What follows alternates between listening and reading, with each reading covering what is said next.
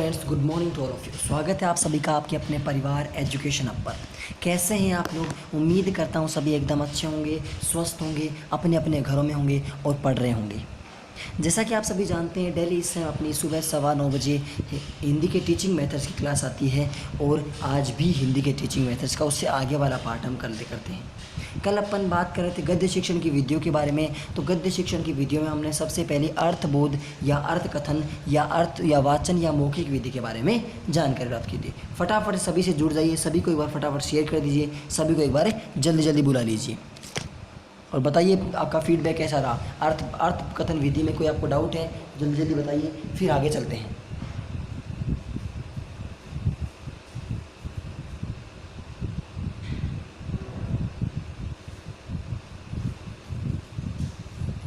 I think कोई भी doubt आपको नहीं होना चाहिए अर्थबोध विधि में, बिल्कुल कोई भी डाउट नहीं है। आगे चलते हैं।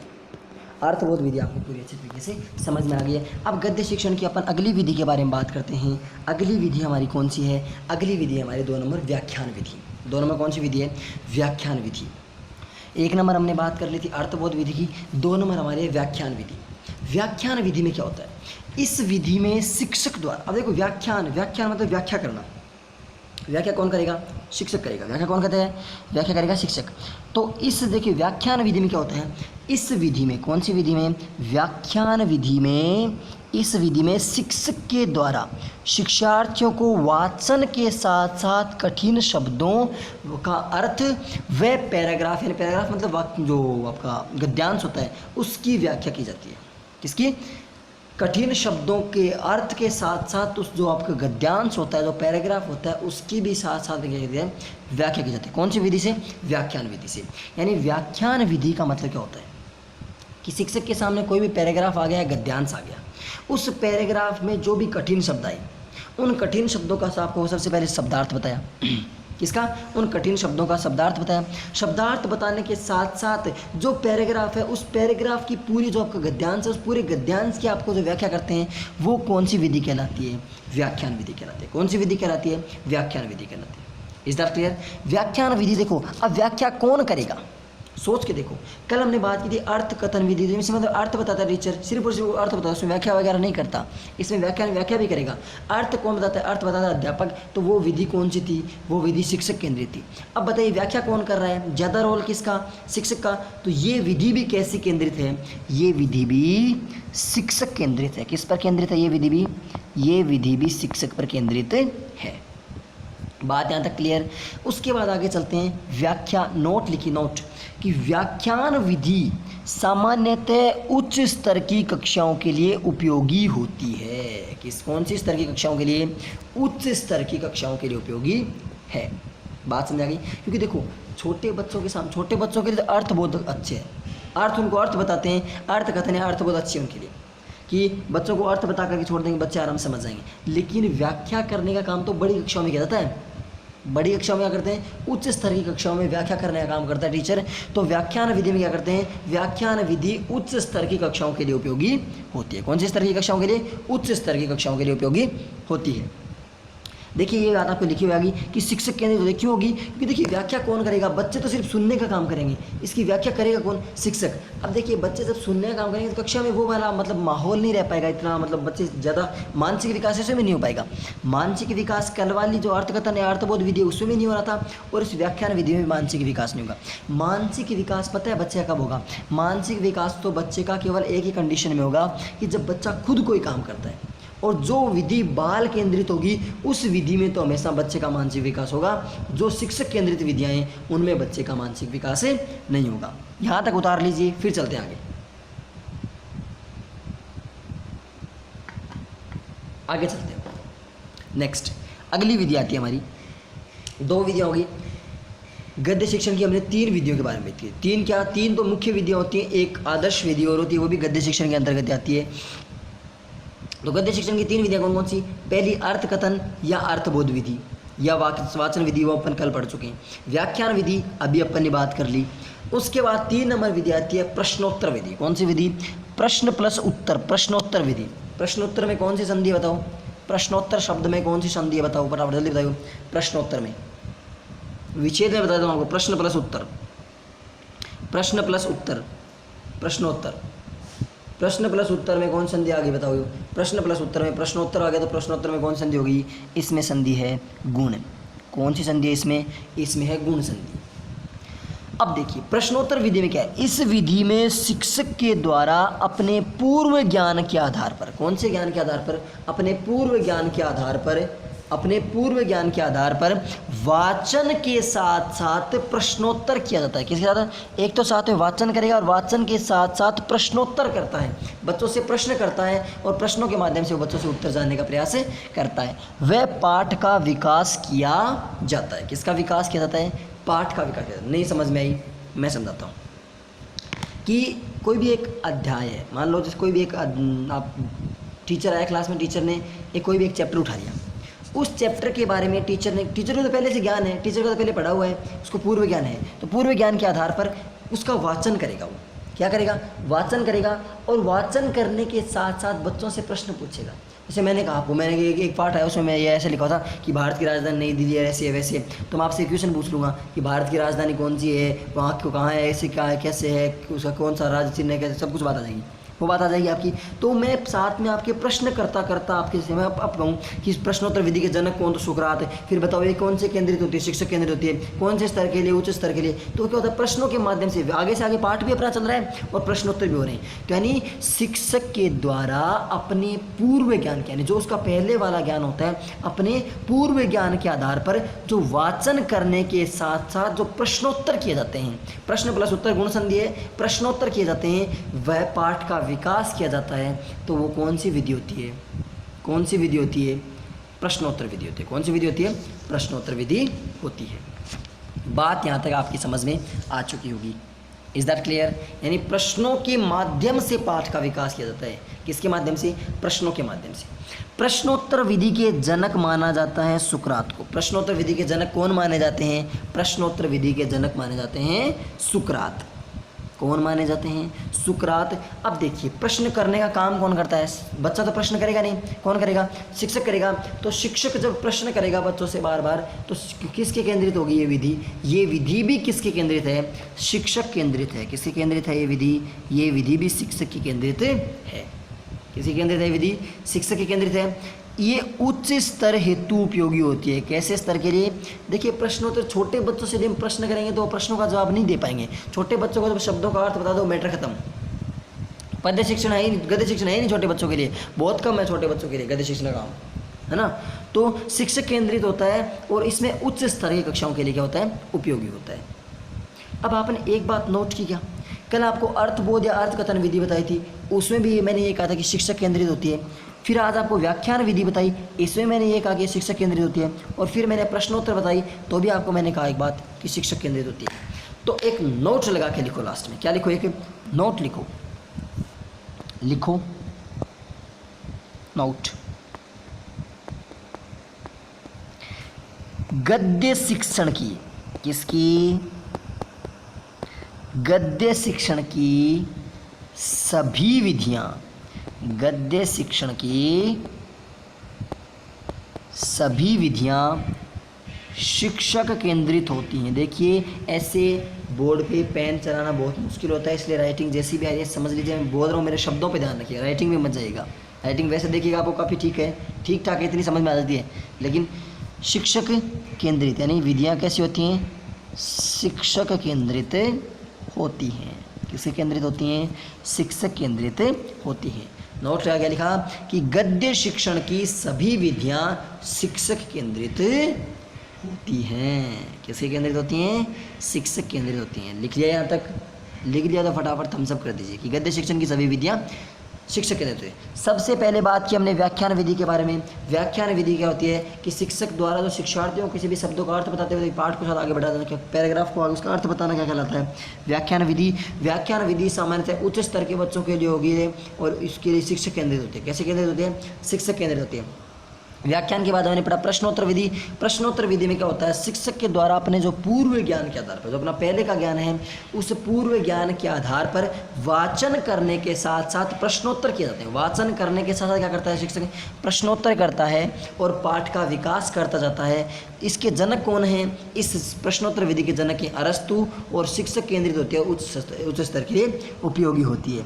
यहाँ तक क्लियर। उसके बाद हमने एक नोट लगाया, क्या नोट लगाया कि गद्य शिक्षण की सभी विधियाँ शिक्षक केंद्रित होती हैं। किसके केंद्रित होती हैं, गद्य शिक्षण की सभी विधियाँ शिक्षक की केंद्रित होती हैं। Is that clear? यहाँ तक लिख लिया हो, फटाफट थम्सअप कर दीजिए। यदि गद्य शिक्षण में कोई भी आपको कन्फ्यूजन हो इतना, तो आप थम्सअप कर दीजिए। उसके बाद हम आगे चलते हैं, गद्य शिक्षण के बारे में थोड़ा सा और देखते हैं। बताइए यहाँ तक कोई तीनों वीडियो में कोई कन्फ्यूजन है क्या, बताओ।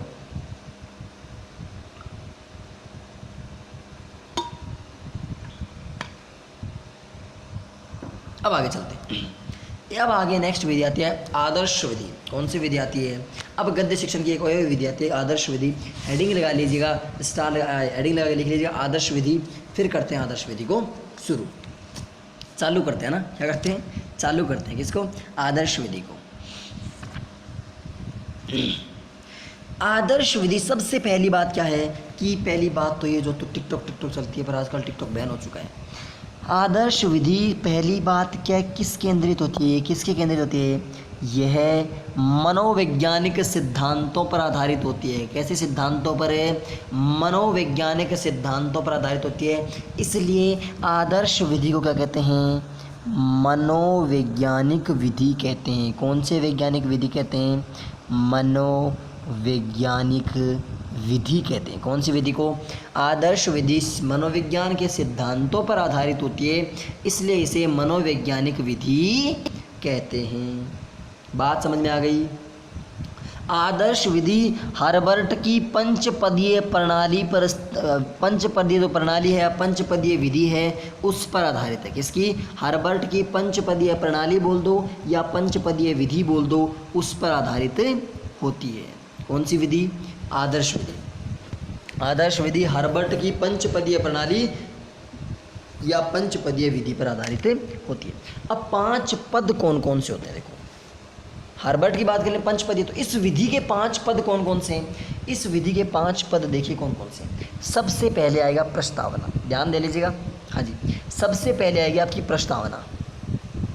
प्रस्तावना, प्रस्तावना क्या होती है, छात्रों को, प्रस्तावना के बारे में लिखिए कि छात्रों को विषय वस्तु की ओर आकृष्ट करने के लिए, किसको, छात्रों को विषय वस्तु की ओर आकृष्ट करने के लिए छात्रों के पूर्व ज्ञान पर आधारित प्रश्न पूछे जाते हैं। कौन से ज्ञान पर आधारित है, पूर्व ज्ञान पर आधारित प्रश्न पूछे जाते हैं। किससे, प्रस्तावना में क्या होता है, प्रस्तावना कौशल हमने जब बीएड बीएसटी किया है तो हमने किया है ना प्रस्तावना कौशल। क्या किया है कि प्रस्तावना में क्या होता है कि छात्रों को विषय वस्तु की ओर आकृष्ट करने के लिए, यानी जो आपकी विषय वस्तु है उसकी तरफ आपका ध्यान आकर्षित करने के लिए छात्रों के जो पूर्व ज्ञान होता है ना, पूर्व ज्ञान पर आधारित प्रश्न पूछे जाते हैं। कौन से ज्ञान पर, तो छात्रों का जो पहले का ज्ञान होता है उस पूर्व ज्ञान पर आधारित प्रश्न पूछे जाते हैं। और प्रत्येक जो प्रश्न पूछे जाते हैं, प्रत्येक प्रश्न दूसरे प्रश्न से जुड़ा होता है। प्रस्तावना देखिए, प्रस्तावना में पता है हमने बहुत प्रस्तावना कौशल दिए, एक प्रश्न दूसरे से प्रश्न जुड़ा होता है। जैसे कैसे कि विश्व में सबसे बड़ा महाद्वीप कौन है, एशिया। एशिया महाद्वीप का जनसंख्या की दृष्टि से दूसरा स्थान किसका है, भारत का। भारत में क्षेत्रफल की दृष्टि से सबसे बड़ा राज्य कौन सा है, राजस्थान। राजस्थान में क्षेत्रफल की दृष्टि से सबसे बड़ा जिला कौन सा है, जैसलमेर। अब जैसलमेर की स्थिति और विस्तार के बारे में बताइए। ये 5 प्रश्न हो गए ना। देखिए पहले विश्व से एशिया या एशिया से किसमें है, भारत पे, भारत से राजस्थान, राजस्थान जैसलमेर पे आगे। कनेक्ट टू कनेक्ट आते रहे, कनेक्ट से कनेक्ट होते रहे अपन, मतलब पहले जो बात थी उसके बाद आगे से, उसके बाद आगे, उसके बाद आगे चलते रहे।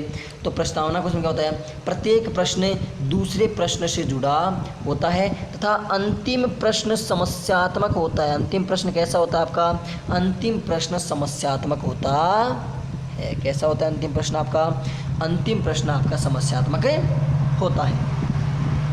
इज दैट क्लियर, बात समझ में आ गई होगी।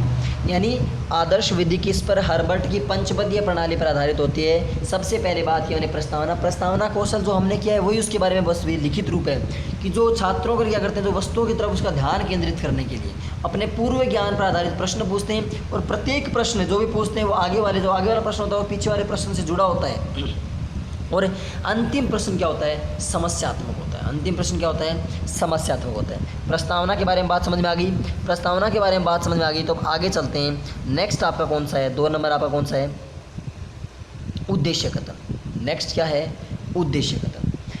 उद्देश्य कथन सरल, स्पष्ट व रोचक होना चाहिए। अब जो भी उद्देश्य कथन, मान लीजिए आपने जैसलमेर के बारे में, अब आपका जैसलमेर के बारे में क्या करेगा कि चलिए बच्चों आज हम जैसलमेर के बारे में अध्ययन करते हैं। यानी आपका उद्देश्य कथन है कि बच्चों से आप किसके बारे में अध्ययन कराओगे, आपको जैसलमेर पढ़ाना था, आप एशिया पे गए, एशिया से आप भारत में, भारत से आप राजस्थान में, राजस्थान से आप जैसलमेर पे आ गए, अब आपको जैसलमेर के बारे में उनको बच्चों को बताना है। तो उद्देश्य कथन क्या होना चाहिए, उद्देश्य कथन आपका सरल, स्पष्ट व रोचक होना चाहिए। क्या होना चाहिए, और रोचक होना चाहिए। Is that clear. उसके बाद आता है प्रस्तुतिकरण। अब जब आपको चीज़ को प्रस्तुत करो ना, तो प्रस्तुतिकरण भाई साहब बहुत इंपॉर्टेंट होता है। उसको चीज़ को प्रेजेंट करना, प्रेजेंटेशन, यही मैथ्स में चलती हैं। आदर्श विधि, प्रस्तावना क्या बोलते हैं इंग्लिश में, जो भी बोलते हैं वो समझ लीजिए। उद्देश्य कथन और प्रस्तुतिकरण, प्रेजेंटेशन कैसा होना, प्रेजेंटेशन कैसा होना चाहिए आपका, ये पाठ योजना का महत्वपूर्ण अंग है। कैसा, बहुत ही इंपॉर्टेंट अंग है। ये दोनों होते हैं ना, प्रस्तावना, उद्देश्य कथन वाला, ये इतने इंपॉर्टेंट नहीं होते जितनी प्रस्तुतिकरण इंपॉर्टेंट होता है। तो प्रस्तुतिकरण क्या होता है, यह पाठ योजना का महत्वपूर्ण अंग है, और इसके एक क्रम होता है। कुछ प्रस्तुतिकरण क्या होते हैं, प्रस्तुतिकरण का एक निश्चित क्रम होता है। कैसे क्रम होता है, देखते हैं। प्रस्तुतिकरण के सबसे पहले बात आती है वाचन की। सबसे पहले किसकी बात आती है, वाचन की। वाचन 2 प्रकार का होता है। एक तो कौन सा, आदर्श वाचन। एक कौन सा वाचन होता है, आदर्श वाचन, और दूसरा कौन सा होता है, अनुकरण वाचन। एक तो होता है आदर्श वाचन, दूसरा होता है अनुकरण वाचन। आदर्श वाचन कौन करेगा, आदर्श वाचन शिक्षक करेगा। बच्चे थोड़ी कर सकते हैं आदर्श वाचन, बच्चे तो गलतियां कर सकते हैं। तो आदर्श वाचन कौन करेगा, शिक्षक करेगा, और अनुकरण वाचन कौन करेगा, छात्र करेंगे। आदर्श वाचन कौन करेगा, शिक्षक करेगा, और अनुकरण कौन करेगा, छात्र करेंगे। यानी इस प्रस्तुतिकरण का पहला स्टेप क्या है, वाचन। चीज़ों को बाँच दिया, आदर्श वाचन कर लिया, अनुकरण वाचन कर लिया। वाचन के बाद उस जो मैटर है उसकी व्याख्या करना। वाचन के बाद उसे करते हैं उसकी व्याख्या, और व्याख्या कौन करेगा, व्याख्या शिक्षक करेगा। देखिए जैसे जैसे हम लेसन प्लान बनाते ना, वो लेसन प्लान ही चल रहा है आपका, लेसन प्लान चल रहा है। तो वाचन कर लिया, वाचन में आदर्श वाचन हो गया, अनुकरण वाचन हो गया। शिक्षक आदर्श वाचन करता है, छात्र अनुकरण वाचन करते हैं। व्याख्या कौन करता है, शिक्षक करता है। उसके बाद आता है विषय वस्तु का विश्लेषण। किसका, विषय वस्तु का विश्लेषण। कि अब आपने व्याख्या कर दी, अब आपको उस विषय वस्तु के बारे में बताना है कि आप क्या लेकर के आए बच्चों के लिए, क्या पढ़ाओगे बच्चों को। तो प्रश्नों, कथनों व उपयुक्त वातावरण का सृजन के द्वारा किया जाता है। किसका, विषय वस्तु का। विषय वस्तु किसके द्वारा, कि जो प्रश्नों और कथन होते हैं, जो उपयुक्त वातावरण होता है, उनके माध्यम से विषय वस्तु के विश्लेषण का सृजन किया जाता है। यानी विषय वस्तु को पूरा खोल के डिटेल से बताया जाता है। किसके माध्यम से, प्रश्नों के माध्यम से, कथनों के माध्यम से। इसके बाद ना कि पाठ विकास, प्रश्न पाठ को आगे बढ़ाने वाले वो चलते हैं। तो वो क्या होते हैं, प्रश्नों, कथनों व उपयुक्त वातावरण का सृजन किया जाता है। उसके बाद आपने पाठ को आगे बढ़ाने की बात कर ली कि जैसलमेर में ऐसे यहाँ पे धोरे पाए जाते हैं, मिट्टी होती है यहाँ पे, सबसे मतलब ज़्यादा तापमान रहता है, ऐसे रहता है, वो आपको बात बता दी। उसके बाद आपने विषय वस्तु का विश्लेषण कर दिया, वहाँ से कुछ प्रश्न पूछ लिए बच्चों को, आगे उसके बाद आप देते हैं छात्रों को मौन वाचन करवाते हैं। उसके बाद क्या करवाते हैं आप, उसके बाद छात्रों से आप मौन वाचन करवाते हैं। मौन वाचन कौन करेगा, मौन वाचन छात्र करेंगे। अच्छा, उसके बाद आप क्या करवाते हैं, छात्रों से मौन वाचन करवाते हैं। जब छात्रों ने मौन वाचन कर लिया, तो मौन वाचन के बाद आप छात्रों से क्या पूछते हैं, बोध प्रश्न पूछते हैं। कौन से प्रश्न पूछते हैं, बोध प्रश्न की। छात्रों को ज्ञान कितना है, यानी बोध प्रश्न कौन पूछता है, बोध प्रश्न छात्र पूछेगा। अब जब आपने उनसे क्या किया, आपने वाचन करवाया। वाचन कितने प्रकार का, आदर्श वाचन करवाया, अनुकरण वाचन करवाया। आदर्श वाचन शिक्षक ने करवाया, अनुकरण वाचन बच्चों ने करवाया किया। उसके बाद व्याख्या किसने की, शिक्षक ने की। शिक्षक के बाद उसमें विषय वस्तु का विश्लेषण किया गया। उसके बाद मौन वाचन किया छात्रों ने, और मौन वाचन के बाद आप बच्चों को पूछोगे कि बच्चों को समझ में कितना है। आप क्या करोगे, बोध प्रश्न करोगे, और बोध प्रश्न कौन करेगा, अध्यापक करेगा। बोध प्रश्न कौन करेगा, अध्यापक करेगा। उसके बाद जब बोध प्रश्न आप कर लो, उसके बाद उसको आप रिवाइज करोगे, पुनरावृत्ति करोगे। आप क्या करोगे उसकी पुनरावृत्ति करोगे। यानी पढ़ाए गए पाठ को पुनः दोहराना क्या कहलाता है, आपको पुनरावृत्ति कहलाती है। कि जो भी आपको पाठ पढ़ाया गया है उस पढ़ाए गए पाठ को पुनः दोहराना क्या कहलाता है, आपकी पुनरावृत्ति कहलाता है। और अंत में आप क्या दे दोगे बच्चों को, अंत में आप गृह कार्य दे दोगे। गृह कार्य क्यों दे देते हैं, क्योंकि ज्ञान को स्थायी करना होता है। बच्चों के ज्ञान को स्थायी करने के लिए आप उन्हें क्या दे दोगे, गृह कार्य दे दोगे। बात समझ में आ गई। सबसे पहले वाचन कराओगे, वाचन के बाद व्याख्या कराओगे, व्याख्या के बाद विषय वस्तु का विश्लेषण कराओगे, विश्लेषण के बाद आप उनसे मौन वाचन कराओगे, मौन वाचन के आप उनसे बोध प्रश्न पूछोगे, बोध प्रश्न के बाद उनसे पुनरावृत्ति कराओगे, पुनरावृत्ति के बाद आप उनसे क्या कराओगे, गृह कार्य कराओगे। कौन समझ में आई? नहीं समझ में आई तो दोबारा समझ लो। देखो क्या हमने बात किसकी की थी, हमने बात की थी आदर्श विधि की। कौन सी विधि की बात की थी हमने, आदर्श विधि की बात की थी। आदर्श विधि में 5 पद होते हैं। 5 पद में पहला पद कौन सा है आपका, फर्स्ट स्टेप कौन सा है आपका, प्रस्तावना। यानी सबसे पहले आप किसके बारे में जानोगे, सबसे पहले आप जानोगे प्रस्तावना के बारे में। किसके बारे में जानोगे आप जानोगे प्रस्तावना के बारे में। प्रस्तावना के बारे में जान लिया।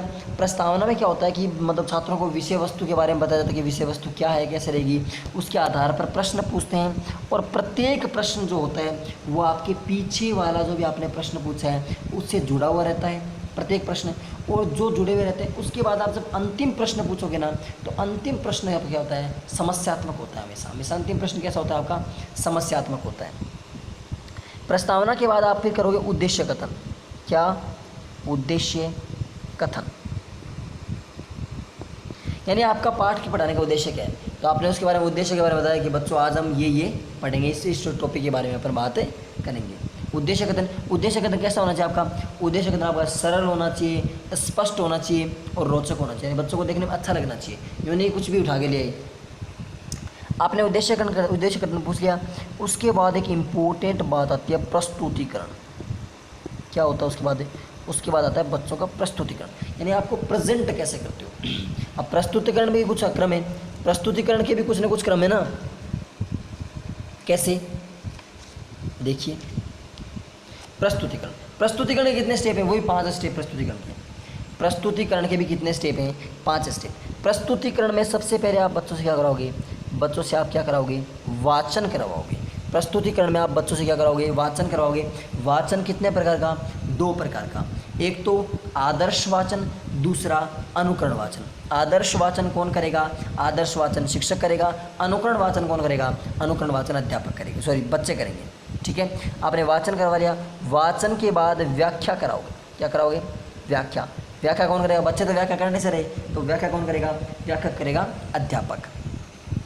व्याख्या करने के बाद आप विषय वस्तु का विश्लेषण करोगे। जो आपकी विषय वस्तु है उस विषय वस्तु का क्या करोगे, विश्लेषण करोगे। विषय वस्तु का क्या करोगे, विश्लेषण करोगे। विषय वस्तु के विश्लेषण में क्या करते हैं, जो प्रश्न होते हैं, कथन होते हैं, जो उपयुक्त वातावरण बनाने का होता है कि क्लास को कैसे रखना है, आपको कैसे कुछ रखना है, तो विषय वस्तु का वो प्रश्नों का जो कथन होता है, उपयुक्त वातावरण, इनका सबका सृजन किया जाता है। उसके बाद विषय वस्तु के विश्लेषण के बाद आप बच्चों से कराओगे मौन वाचन। कौन सा वाचन, बच्चों से आप कराओगे मौन वाचन। कैसा वाचन कराओगे बच्चों से आप, मौन वाचन। यानी बच्चों को बिल्कुल चुप रह के आप अपने मन ही मन में पढ़िए, बिल्कुल पिन ड्रॉप साइलेंट होनी चाहिए, है ना, तो मौन वाचन। फिर उसके बाद आता है बोध प्रश्न। अब देखिए ये आपके 5 स्टेप हो गए इसके, कि प्रस्तुतिकरण में आप क्या करोगे, बच्चों से वाचन कराओगे, व्याख्या कराओगे, विषय वस्तु कराओगे, विश्लेषण कराओगे, मौन वाचन कराओगे, और आप फिर क्या पूछोगे, आप 5वां क्या पूछोगे, अंतिम रूप से आप उनसे बोध प्रश्न पूछ लोगे कि बच्चों से कि बच्चा वो कैसा समझ में आया, तो आप उनसे क्या पूछ लोगे, बोध प्रश्न पूछ लोगे। तो पहली प्रस्तावना का उद्देश्य कथन के बाद प्रस्तुतिकरण 3 स्टेप कंप्लीट होगी। अब प्रस्तुतिकरण करवा दिया आपने, प्रस्तुतिकरण में क्या किया, वाचन आपने करवा दिया, व्याख्या आपने करवा दी, विषय वस्तु का विश्लेषण करवा दिया, मौन वाचन करवा दिया और बोध प्रश्न करवा दिए।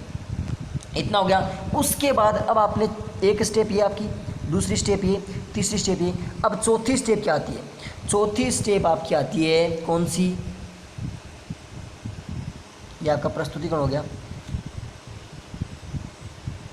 हाँ जी, चौथी स्टेप उसके बाद आपकी आती है, नेक्स्ट कौन सी आती है, पुनरावृत्ति। फिर आप क्या करोगे, उसकी पुनरावृत्ति करोगे। क्या करोगे इसकी आप, पुनरावृत्ति मतलब जो भी आपने जो पाठ पढ़ा है, जो भी इस पाठ के बारे में आपने अध्ययन किया है, उस पाठ को आप पुनः रिवाइज करोगे, पुनः आप दोहराओगे। पुनः आप दोहराने का काम कौन करेगा, टीचर भी करवा सकता है और बच्चों से भी पढ़वा सकता है। ठीक है, पुनः दोहराने का, पुनरावृत्ति कराओगे। पुनरावृत्ति के बाद अंत में आप बच्चों को गृह कार्य दोगे। क्या दोगे? गृह कार्य दोगे बच्चों को। क्या दोगे? बच्चों को गृह कार्य दोगे। क्यों दोगे? ताकि जो घर पे वो काम करें तो उनका ज्ञान क्या हो जाए? उनका ज्ञान स्थायी हो जाए। क्या हो जाए? उनका ज्ञान स्थायी हो जाए। यानी प्रस्तावना, फिर उद्देश्य कथन बताओगे, फिर आप प्रस्तुतिकरण करोगे, फिर आप उसकी पुनरावृत्ति करोगे और फिर आप उनका गृह कार्य दोगे। बात यहाँ तक समझ में आ गई? फटाफट करते हैं रिवाइज। अर्थबोध विधि के बारे में हम कल पढ़ चुके हैं। अर्थबोध विधि के बारे में आपको कल मैं बता चुका हूँ। आज बात करते हैं फिर व्याख्यान विधि की। व्याख्यान विधि में क्या होता है कि इसमें शिक्षक द्वारा शिक्षार्थियों को बताया जाता है, किसी भी जो कठिन शब्द होते हैं उनका अर्थ बताया जाता है, और जो पद्यांश जो गद्यांश होता है उस गद्यांश क्या कहते हैं? व्याख्या की जाती है। क्या की जाती है? उसकी व्याख्या। व्याख्यान विधि जो उच्च स्तर के लिए होती है और इसके शिक्षक केंद्रित होती है। कैसे केंद्रित होती है? शिक्षक केंद्रित। व्याख्यान विधि में क्या होता है? व्याख्यान विधि के बाद आता है प्रश्नोत्तर विधि, यानी प्रश्न प्लस उत्तर गुण संधि आती है। तो प्रश्नों के उत्तर देने के लिए कौन संधि कौन सी विधि का यूज़ करेंगे? प्रश्नोत्तर। इसमें क्या करते हैं? इसमें जो पूर्व ज्ञान होता है उस पूर्व ज्ञान के आधार पर वाचन के साथ साथ प्रश्नोत्तर किए जाते हैं। क्या किए जाते हैं? प्रश्नोत्तर किए जाते हैं और पाठ का विकास किया जाता है। क्या किया जाता है? पाठ का विकास किया जाता है। प्रश्नोत्तर विधि के जनक कौन हैं? सुकरात हैं। प्रश्नोत्तर विधि के जनक कौन हैं? सुकरात। और एक ऐसी विधि है शिक्षक केंद्रित विधि है। कैसी केंद्रित विधि है? शिक्षक केंद्रित। और कौन से स्तर के लिए उपयोगी है? उच्च स्तर के लिए उपयोगी है। प्रश्नोत्तर विधि होगी। प्रश्नोत्तर विधि के बाद आपने नोट लगाया था कि गद्य शिक्षण की सभी विधियां शिक्षक केंद्रित होती हैं। किसकी शिक्षण की? गद्य शिक्षण की जो सारी विधियां वो कैसे केंद्रित होती हैं? शिक्षक केंद्रित होती हैं। कैसे केंद्रित होती हैं? शिक्षक केंद्रित होती हैं। उसके बाद हमने पढ़ा कि आदर्श विधि। आदर्श विधि में क्या होता है? हार्वर्ड की पंचपदीय प्रणाली पर आधारित होती है। सबसे पहले प्रस्तावना होती है इसमें। सबसे पहले क्या होती है इसमें? प्रस्तावना है। प्रस्तावना के माध्यम से प्रश्न पूछ जाते हैं और प्रश्न क्या होते हैं? एक प्रश्न दूसरे प्रश्न से आपस में जुड़ा होता है और अंतिम प्रश्न क्या होता है? आपका समस्यात्मक। प्रस्तावना के बाद आपको उद्देश्य कथन मिलता है। उद्देश्य कथन में आप क्या करते हो कि जो उद्देश्य कथन कैसा होना चाहिए? आपका सरल होना चाहिए, स्पष्ट होना चाहिए, रोचक होना चाहिए। वो सब किसमें होते हैं? उद्देश्य कथन। प्रस्तुतिकरण कैसा होता है कि किसी जो भी एक पाठ होता है इसका मतलब प्रस्तुतिकरण का एक क्रम होता है। कैसे क्रम होता है? सबसे पहले आपको बच्चे को वाचन करवाना पड़ेगा। वाचन आदर्श वाचन करता है, आदर्श वाचन टीचर करेगा और अनुकरण वाचन कौन करेगा? फिर बच्चा करेगा।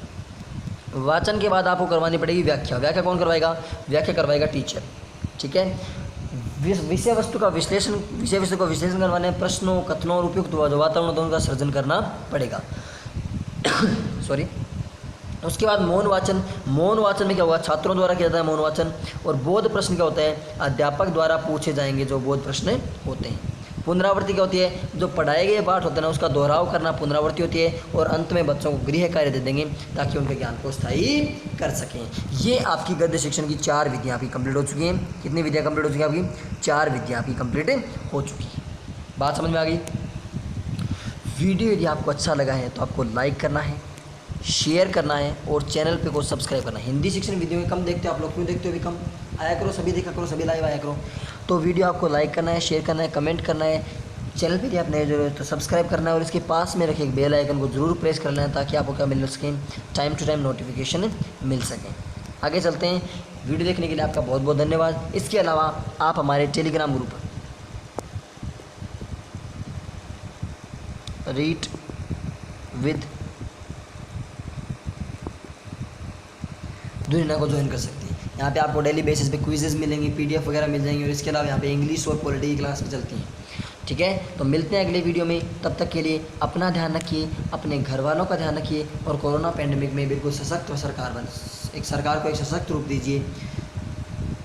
वंदे मातरम। जय हिंद, जय Bharat. Thank you for watching.